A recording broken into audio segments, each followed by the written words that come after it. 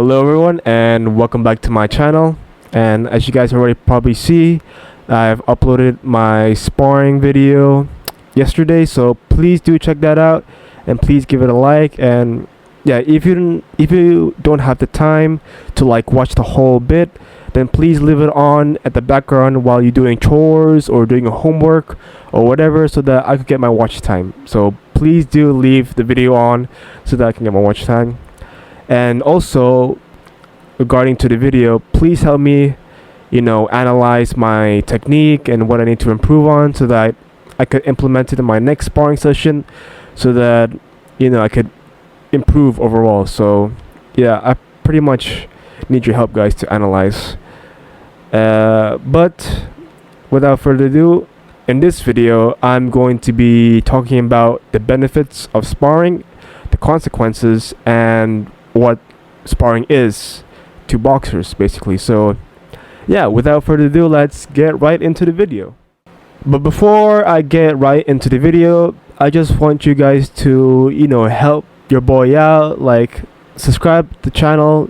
If you're new, please hit that like button so that YouTube can like recommend my video to newer audiences, so I can reach out to new people, and that would really appreciate it. And please leave a comment down below on what skills you want to improve on, so that I could help you, like pass down my knowledge of boxing to you guys, so that you could benefit as well. And yeah, that's pretty much it. So sorry guys, let's get back to the video. So when you think of boxing training, you probably imagine it's all about the heavy bags, the speed bags, and the jump ropes, right? But that's not the most important part. But don't get me wrong though. Those three exercises that I mentioned are actually crucial to your boxing training, because it helps you build your speed, your power, your endurance, and it phases out your muscle fatigue, right? But there is one particular exercise that I consider is irreplaceable, and that is your sparring. Sparring is where theory meets reality. It's where skill meets pressure. But it could also get very, very dangerous if you're not too careful with it. So in today's video, I'm going to be breaking down on why boxers do it and why it's essential, the benefits of it, and you probably already know the consequences that you need to know about. Sparring is controlled fighting, basically. It's when boxers face off in a gym to practice techniques in real time, but without the intent to hurt each other the way they would in an actual match. Think of it as a laboratory for boxing, a place to test, adjust, and learn under pressure. Now, there are different types of intensities in sparring. There is technical sparring, conditional sparring, and hard sparring. Technical sparring is basically like, think of it as like learning to drive in an empty car park. It is one of the safest and more slow-paced sparring that a boxer could do. So basically, both boxers agree to work on what they lack on, if that makes sense. So for example, if one partner lacks on jabs or whatever, then he focuses on that jab for a few rounds or so, while the other partner focuses on his defense, like slipping, defending, creating space. So basically, technical sparring is where both sides benefit from each other. The other type of sparring is what we call a controlled and conditioning sparring. Think of it as driving on a quiet street. Now there's more traffic. You're moving at probably around 50 or 70% speed and power, so that you could feel the punches, but not at like the max, right? They're not going full 100% body punch or whatever, so that you won't quite feel anything in your body. So this type of sparring helps you build your endurance, helps you stay calm under pressure. I mean, it's just like driving, but in real but low stake conditions. Mistakes here are pretty small, but you'll learn how to handle them without panicking. Now, the last type of sparring that is the most dangerous of all type of sparring, and that is, you guessed it, it's hard sparring or fight stimulation. It's like, think of it as driving in rush hour traffic. This is a serious type of sparring and only should be done if you're fully prepared or preparing yourself for a competition that is 2 weeks ahead or 4 weeks ahead, so that it helps you build up your endurance, basically, to help you stimulate that fight. Both boxers at this stage, both boxers move at full speed and full power with maximum protection. I mean, it's just like, think of it as you're a beginner, just like a busy highway. There's always a risk. So you only do it when you're fully prepared. And always with a good coach that's overwatching your very move. The key thing to remember is that not all sparring is going hard. It's calm your ego down. You got to calm your ego down. Sparring is basically there to control your emotions. Because if you let your emotion get the best of you, then you're basically just leading yourself to lose. Even though it's your ego, it's also good at some point, because it helps you build that stubbornness to not lose. It helps you build your mentality to not lose.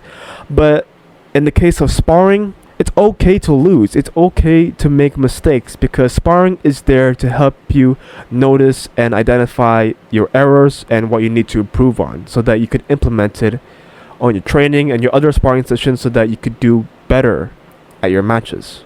So that leads to, why do boxers even spar at the first place, even though they already acknowledge the risk of sparring, right? But sparring is, you can't just hit bags, heavy bags, speed bags, or do jump ropes all the time. You need to have that sort of intent. You need to build up that fight stimulation in your head, in your mind, so that you could be fully prepared mentally and physically as well. Because sparring adds movement, unpredictability, and timing. And considering that, it's very, very important that you work on that in order to, defend yourself. Or if you want to go in a competition, you need to recognize these types of traits that sparring has. All things that make boxing real. It helps you develop timing, a ring IQ, distance control, and footwork, and composure under pressure. Timing is knowing when to throw a punch. It's moving to the next factor. The next link is the ring IQ, learning to read opponents and adapt on the fly. You can't just depend on one or two combinations, right? You need to adapt further and further into the rounds as it goes. And the third bit that sparring benefits is distance control and footwork. Understanding how to stay in range without getting hit, right? And sparring helps you build composure, helps you stay calm under pressure. Staying calm when punches coming at you, so that you won't have to, move or blink when the punch is thrown at you. Without sparring, a boxer may look good in training, but they may fall at the moment when someone punches you. Woo! That's a wow. So now we're moving on to the stage on what sparring brings, what benefit it brings. So when done correctly, sparring is one of the most valuable tool, I should say, in boxing. It helps you build that realistic experience without the high stakes. It helps you sharpen your reflexes and defense. It helps you build up confidence. It helps you identify weaknesses early, and it helps you build your mental toughness. Sparring basically gets you to feel a fight-like experience without even stepping into the ring. It helps you makes your punches more unpredictable.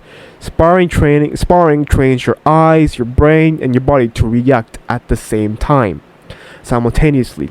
It helps you build confidence. The more you spar, the less intimidating sorry, I just spat on my mic. The less intimidating real fights are. It helps you identify weaknesses. Sparring exposes your holes in your defense and what you need to improve on, so that you could implement it. I keep saying that over and over again, but I can't emphasize it enough, because it helps you improve what you need to work on, right? And it helps you build your mental toughness. Learning to stay calm while someone comes at you, throwing punches, being intimidating, it, you know, helps you build that confidence, like I said before. However, as you probably already know, we're going into the stage where it can get really, really serious. The consequences of sparring. If sparring is not done correctly, then if not managed carefully, then it could lead to injury of risk, cumulative head trauma, bad habits under pressure, burnout or overtraining, and gym ego wars. So I want to, talk about more of the last part that I mentioned, which is gym ego wars. When sparring turns into a brawl in order to prove that someone is better than anyone, it stops being useful and starts being more and more dangerous. Like, calm your ego down, guys. You need to calm your ego down, because ego is one of the most dangerous traits that a person has. Even though ego is really beneficial in terms of competition, but in terms of sparring, like I said before in the first part of the video or second part of the video, in terms of sparring, then you're just a loser. I don't want to say the word, but you're a dumb for basically just letting your emotions take control. And yeah, we gotta work. I also too have experience where I literally lost control over my emotions, because one of my mates at my gym landed a clean shot. I think it was an uppercut or a hook, but he landed very, very clean, which rocked my head back, and I was like, okay, I'm going at you, bro.